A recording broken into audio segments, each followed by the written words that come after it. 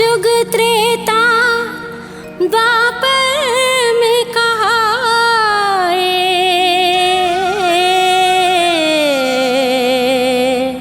सती सीता द्रौपदी काली माइयो।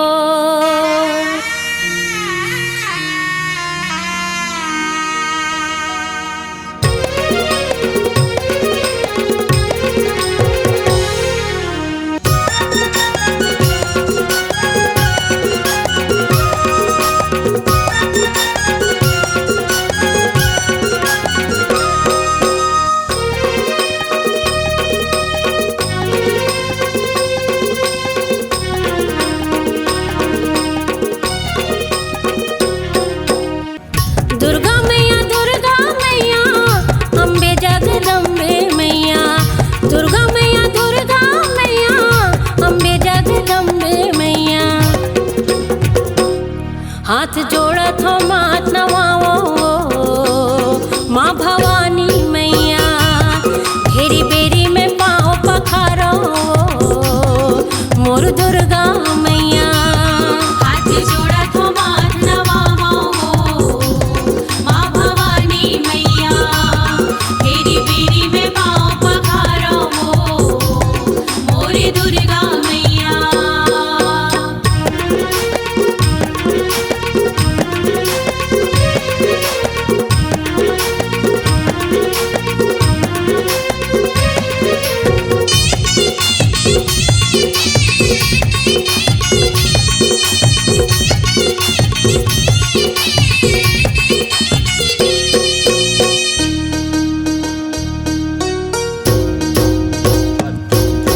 सतयुग माते सती कहाए, शिव शंकर के नारी, शिव शंकर के नारी। शिव शंकर के नारी हो मैया, शिव शंकर के नारी। सतयुग माते सती कहाए, शिव शंकर के नारी, शिव शंकर के नारी। सत में तन ला भस्म कर डारे हो, सत में तन ला भस्म कर डारे, जगमा होगे न्यारी, जगमा होगे न्यारी। घेरी बेरी में गुण लगाओ माँ भवानी मैया, तोर चरण में फूल चढ़ाओ मोर दुर्गा मैया।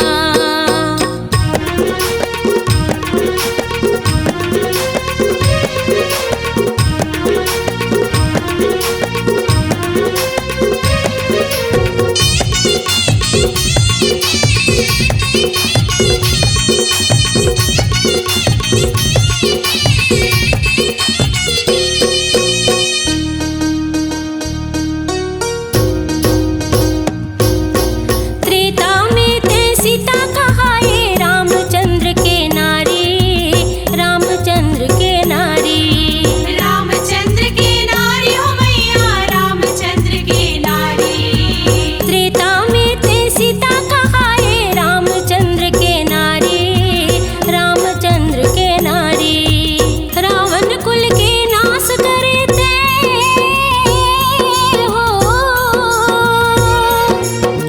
रावण कुल के नाश करे ते, महिमा है तोर न्यारी, महिमा है तोर न्यारी।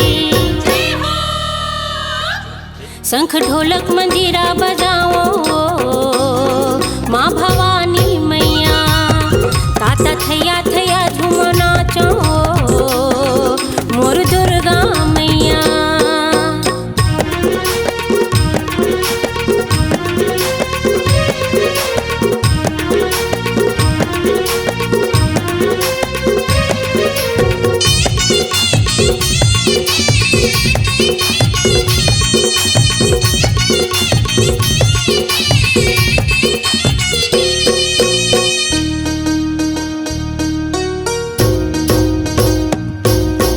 द्वापर में द्रौपदी